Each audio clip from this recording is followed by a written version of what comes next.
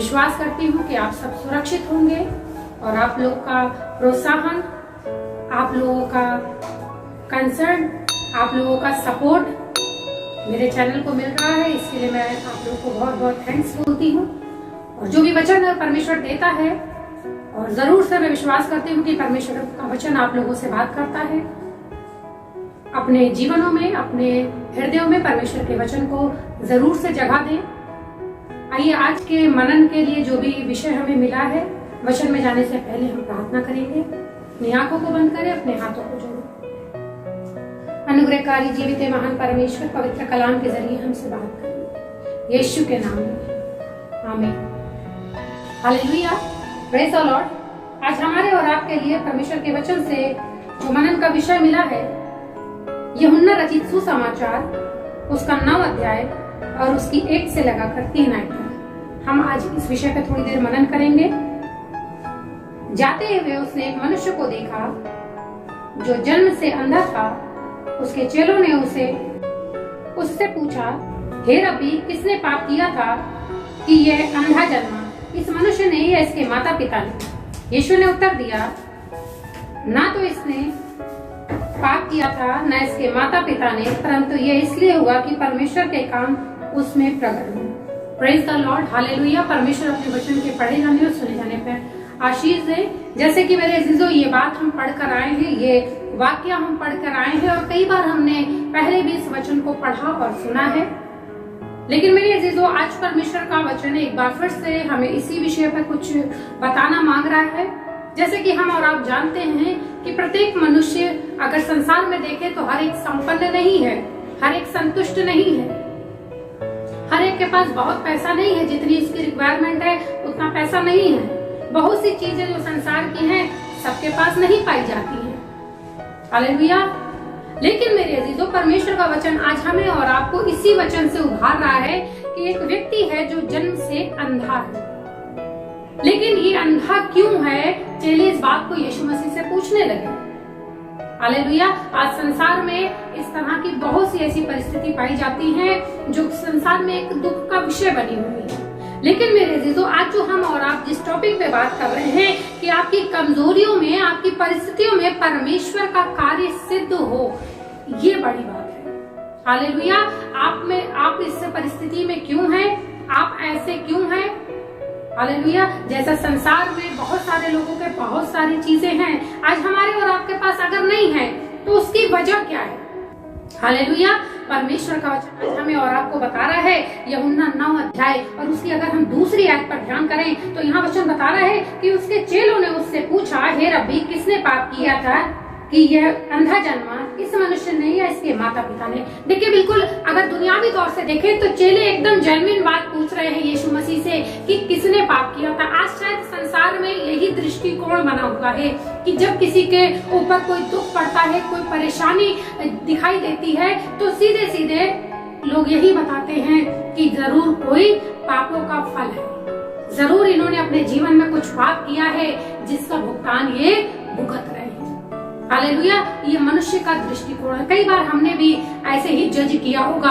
अगर कोई परिस्थितियों में हमने किसी को देखा है, यदि किसी के रिश्ते टूट गए हैं, यदि किसी के जीवन में पैसों की तंगी पाई जाती है, यदि किसी के पास कोई अपना मकान नहीं है, या बहुत सी ऐसी चीजें, उसका स्टेटस ऐसा नहीं है, तो हमें लगता है जरूर से जरूर, हालेलुया, क्योंकि हम मनुष्य हैं और हम ऐसा सोच सकते हैं और शायद इससे ज्यादा हम सोच भी नहीं सकते।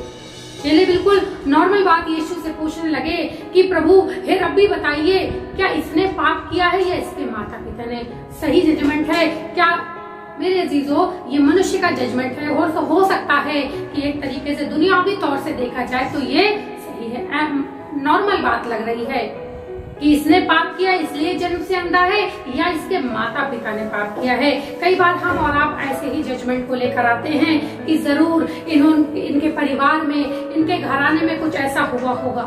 कई बार हमने भी ऐसे जजमेंट को दिया है किसी की परिस्थितियों को देखकर, या हमारे व्यक्तिगत जीवन के लिए किसी ने, संसार के लोगों ने बहुत से निष्कर्ष निकाले हैं, इनका जीवन ऐसा क्यों है, इनके ऊपर ये परिस्थिति क्यों आई।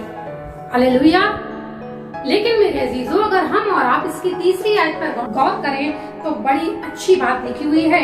यहाँ पर लिखा हुआ है, यीशु ने उत्तर दिया, ना तो इसने पाप किया था ना इसके माता पिता ने, परंतु ये इसलिए हुआ कि परमेश्वर का काम उसमें सिद्ध हो। Praise the Lord. ये यीशु मसीह का दृष्टिकोण है।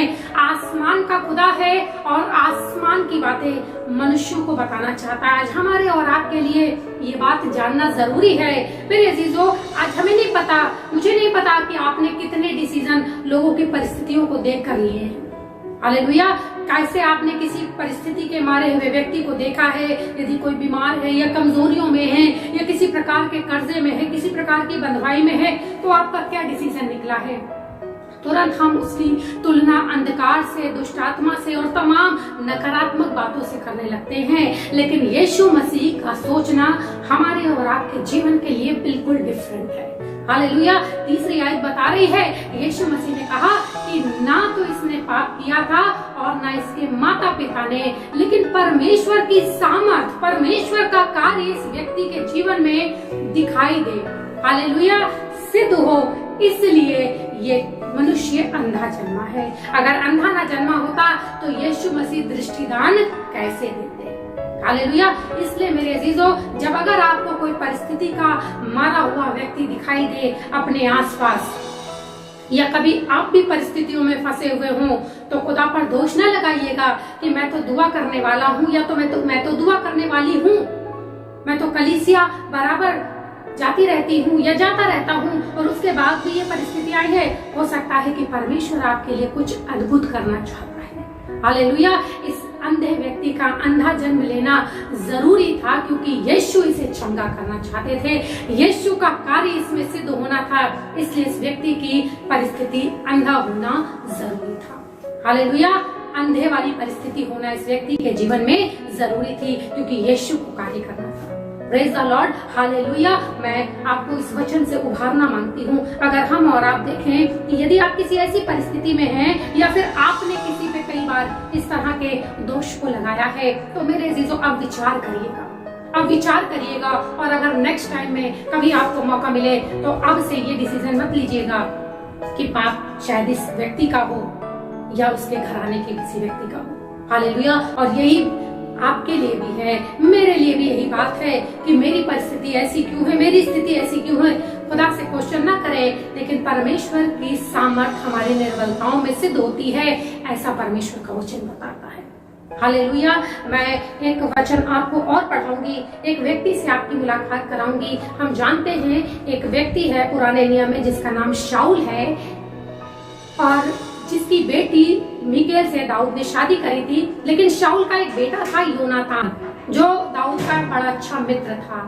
और जब दाऊद राजा बन गया है और शाऊल मर चुका है, और वचन बता रहा है, थोड़ी देर मैं उस वचन की तरफ आपको ले जाना चाहूंगी। निकाले मेरे साथ 2 शमूएल 9 अध्याय और उसकी 1 आयत को पढ़ें, तो यहाँ पर इस प्रकार से लिखा हुआ है, दाऊद ने पूछा, क्या शाऊल के घराने में से कोई अब तक बचा है जिसको मैं योनातान के कारण प्रीति दिखाऊं? जैसा कि मैंने आपको पहले बताया कि शाऊल का जो बेटा था योनातान, और उसका भी एक बेटा है जिसके बारे में आज हम और आप थोड़ा सा सीखेंगे और जानेंगे।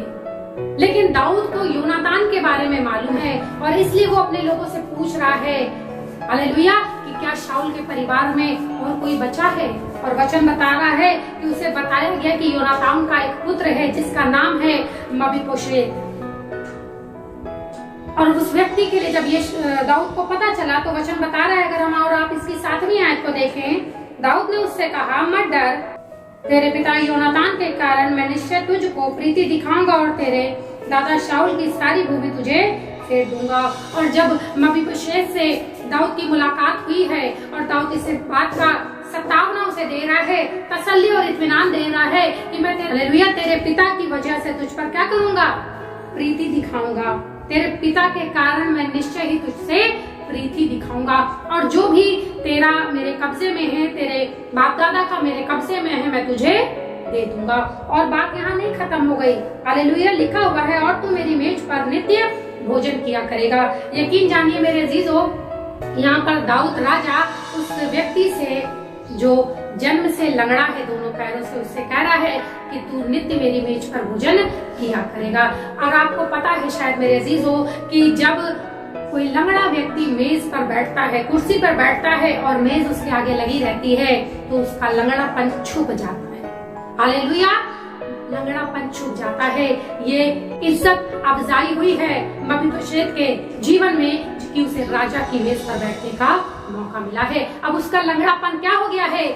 छुप गया है। अब लंगड़ापन दिखाई नहीं दे रहा है। मेरे अजीजों, यदि आपके जीवन में कोई ऐसी परिस्थिति है, कोई ऐसी बात है, कोई ऐसी कमी पाई जा रही है, आप उससे लज्जित ना होइएगा। हालेलुया। लेकिन मपीबोशेत की तरीके इत्मीनान रखिएगा, यकीन जानिए आसमान का खुदा जो राजाओं का राजा है वो आपके लिए अद्भुत रीति से मेज का इंतजाम करेगा। आपकी कमजोरियां आपकी सामर्थ्य में बदल जाएगी। वचन कहता है उसकी सामर्थ हमारी कमजोरियों में सिद्ध होती है। इसलिए मेरे अजीजों, अपनी कमजोरियों पर, अपनी दुर्बलताओं पर घमंड करना शुरू करें। हालेलुया। क्योंकि जरूरी नहीं है कि ये कमजोरियां, ये दुर्बलताएं, ये तकलीफें किसी शाप के कारण हो, किसी पाप के कारण हो, लेकिन परमेश्वर आप में, आपके जीवन में, आपके परिवार में, आपकी कलीसिया में अद्भुत रीति से काम करना चाहता है। हालेलुया। आपको आसमान का खुदा राजा की मेज में शामिल करना चाहता है। और इसीलिए ये नकारात्मक परिस्थितियां जो लंगड़े के रूप में है, इसे हम और आप और क्लियर कर लेंगे 13वीं आयत को पढ़कर। मपीबोशेत यरूशलेम में रहता था क्योंकि वह राजा की मेज पर नित्य भोजन किया करता था और वो दोनों पैरों का पंगुला था। हालेलुया। यदि लंगड़े के रूप में आपके जीवन में कोई ऐसी परिस्थिति है जो कहीं ना कहीं लज्जा का कारण बनी है, आप परेशान ना होइए। आसमान का खुदा अपने जलाल को उस परिस्थिति में जाहिर करने पर है अद्भुत रीति से। Praise the Lord. एक वचन और हम लोग पढ़ेंगे जो मिलेगा भजन संहिता 113 और उसकी 7वीं और 8वीं आयत को हम पढ़ेंगे। वह कंगाल को मिट्टी पर से और दरिद्र को घूरे पर से उठाकर ऊंचा करता है कि उसको प्रधानों के संग, अर्थात अपनी प्रजा के प्रधानों के संग बैठा। ये है परमेश्वर की योजना। हालेलुया। कंगाल को घूरे पर से और दरिद्र को, हालेलुया, कंगाल को मिट्टी पर से और दरिद्र को घूरे पर से उठाकर क्या करता है? अपने लोगों के बीच में, प्रधानों के बीच में बैठाता है। परमेश्वर की योजनाएं अद्भुत है, हमें और आपको नहीं पता है मेरे अजीजों। इसलिए अब अगर आपके पास ऐसी कोई परिस्थिति हो या कोई व्यक्ति आपको ऐसी परिस्थितियों का मारा हुआ दिखाई दे, तो मेरे अजीजों कभी भी उस पर कमेंट ना करिएगा, किसी प्रकार का नकारात्मक कमेंट ना करिएगा, क्योंकि परमेश्वर की योजना उसके जीवन से क्या है। या यदि आपके जीवन में कोई परिस्थिति हो तो लज्जित ना होइएगा, क्योंकि पता नहीं परमेश्वर आपको कौन से राजा की मेज में शामिल करना चाह रहा है, कौन सी बड़ी बरकत जो आपने देखी भी नहीं है, सोची भी नहीं है, वो देना चाह रहा है। जिस प्रकार से यीशु मसीह ने उस अंधे के लिए कहा कि परमेश्वर का कार्य इस व्यक्ति में सिद्ध हो, इसलिए ये अंधा जन्मा है। हालेलुया।